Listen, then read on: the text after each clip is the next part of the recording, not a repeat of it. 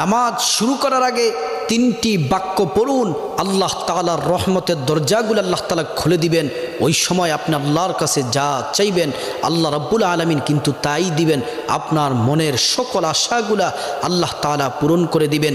আল্লাহর পেয়ারা হাবিব সাল্লাল্লাহু আলাইহি ওয়াসাল্লাম নামাজের ইমামতির জন্য সামনে গেলেন, কিন্তু পিছন দিক থেকে একজন সাহাবী উচ্চ সুরে বাক্যগুলা বলতেছেন। আর আল্লাহ রাসূল নামাজ শেষ করার পরে জিজ্ঞেস করলেন, কে এই বাক্যগুলা পড়েছ? ওই সাহাবী হাত তুললেন।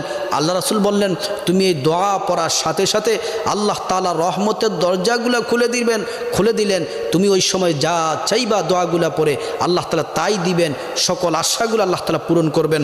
দোয়াটি হচ্ছে আল্লাহু আকবার কাবীরা ওয়ালহামদুলিল্লাহি কাসীরা ওয়া সুবহানাল্লাহি বুকরাতা ওয়া আসীলা।